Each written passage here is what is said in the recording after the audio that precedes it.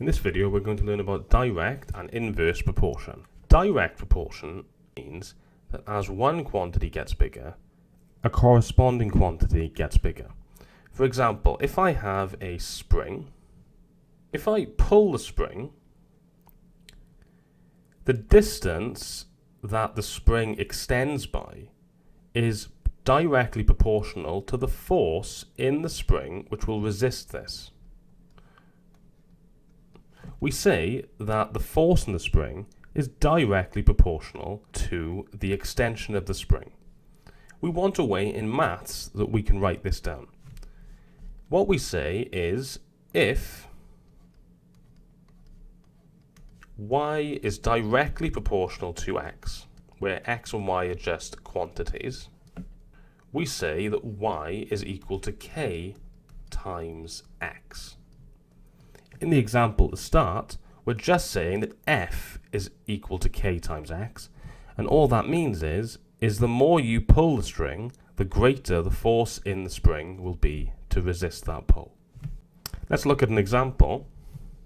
Let's imagine that y is proportional, so y is directly proportional to x, and y equals 10 when x equals 2. What if I wanted to find y when x is equal to 12? The first thing I would do is write down that because y is directly proportional to x, y is equal to kx, or k times x. Then I would substitute in the numbers that I know. I know that when y is 10, x is equal to 2. So I can say that 10, substituting in for y, is equal to k times 2. To get k on its own, I'm going to divide both sides by 2. So I'm left with 5 is equal to k. So I can write down that y is equal to 5x. If y is equal to 5x, then when x is equal to 12, y is just equal to 5 times 12,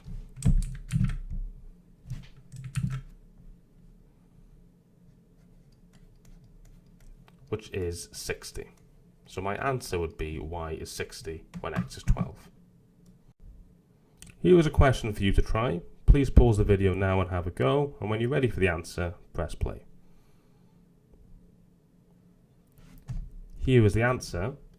If y is directly proportional to x, then we can write down y is equal to kx, where k is a constant to be found. We know that when x is 3, y is 27, so I can substitute in 27 is equal to k times 3.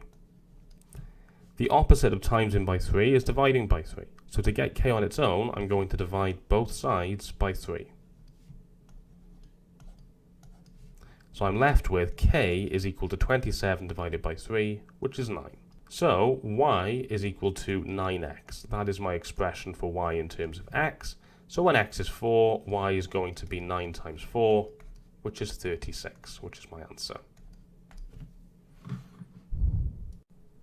It's important that we can draw a graph of direct proportion. In the graph that I've sketched, y is directly proportional to x. Basically, as x gets bigger, so does y. We can see as x gets large, the y values get large. That's what the straight line going up positively means. And we can also see that it happens at a constant rate. And the rate at which this happens is k. Essentially, the slope of the graph is equal to k. Change in y over change in x is going to be k. That's our slope. We also need to know about inverse proportion. With inverse proportion, as you'd expect, as x gets larger, y gets smaller.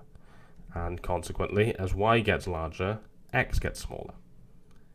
To write this as an equation, we just say if y is inversely proportional to x, then y is equal to k divided by x, because divide is the inverse of multiply.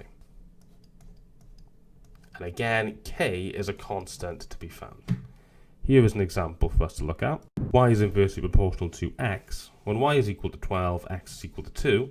Find an expression for y in terms of x, hence find the value of y when x is equal to 20.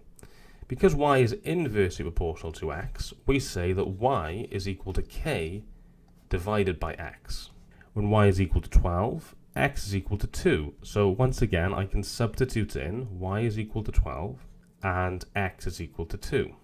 But this time, if I want to get k on its own, I need to multiply both sides by 2, because the opposite of dividing by 2 is multiplying by 2. So I'm going to multiply both sides by 2. On the right-hand side, my 2's cancel out. And on the left-hand side, I'm left with 2 times 12, which is 24. So k is equal to 24. So to answer the first part of the question, the expression for y in terms of x is y is equal to 24 divided by x. When x is equal to 20, I have y is equal to 24 divided by 20, which I can simplify as a fraction. 24 divided by 20, or 24 over 20, is going to be 12 over 10, simplifies to 1.2. So my answer is y is equal to 1.2. We may also be expected to find the value of x given a value of y. Here, we want to now find the value of x when y is equal to 30. We worked out previously that k was 24, so we had an expression y is equal to 24 over x. And what we want to work out is the value of x when y is equal to 30. I'm going to substitute in y is equal to 30, so 30 equals 24 divided by x. The aim now is to get x on its own. So what I'm going to do is multiply both sides by x. So on the left-hand side, I have 30x, and on the right-hand side, I just have 24. I can now divide both sides by 30, so I have x is equal to 24 divided by 30, which we can simplify. We could divide the top and the bottom by 6, which will give us 4 over 5. So x is equal to 4/5, or 0.8. Here is a question for you to try. Please pause the video now and have a go, and when you're ready for the answer, press play. Here is the answer. Firstly, we know that a is inversely proportional to b, so I can write a is equal to k over b. When b is equal to 40, a is equal to 8, so I can substitute in a is equal to 8 equals k over 40. To get k on its own, I need to multiply both sides by 40. 8 times 40 is going to be 320, so k is 320. So my expression for a in terms of b is a is equal to 320 over b. Then I want to find a when b is equal to 80, so I can say a is equal to 320 over b, but b now has a definite value of 80, so I can say a is 320 over 80, which gives me a value of a equal to 320 divided by 80, which is just going to be 4. For question b, I want to find b when a is equal to 120. I substitute in 120 for a, which will give me k over b. But remember, k is equal to 320, so 120 is 320 over b. I want to get b on its own, so I'm going to multiply both sides by b, which will give me 120b equals 320. To get b on its own, I need to divide both sides by 120. So b is 320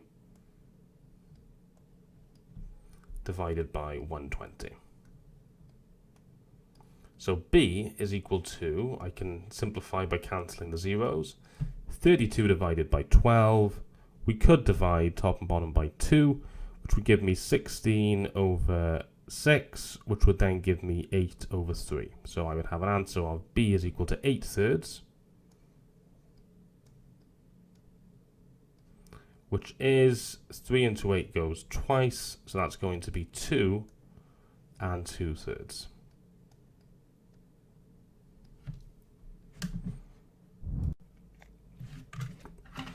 Here is an example of a harder question. Y is directly proportional to the square of x when x equals 4, y is equal to 8. Find an expression for y in terms of x, hence find y when x is 3 and x when y is 32. To do this question, because y is directly proportional to the square of x, we would write y is equal to k, as normal, times, however, x squared. And we then substitute the numbers in. When x is equal to 4, y is equal to 8, so I can say 8 is equal to k times 4 squared, which is 16. To get k on its own, I can divide both sides by 16. So I end up with k equal to 8 divided by 16, which is 0.5. So my expression is y is equal to 0.5 x squared. And you could just as easily write y is equal to x squared over 2. Either of those would be fine. For question A, we want to find y when x is equal to 3. When x is equal to 3, we can just substitute in x equals 3. So I have y is equal to 0.5 times 3 squared. So y is equal to 0.5 times 9. So y is equal to 4.5. Because 9 5s are 45, put the decimal point back in, and we get 4.5. For question B, we want to find x when y is 32. So I'm going to substitute in 32 as y. So 32 equals 0.5 x squared.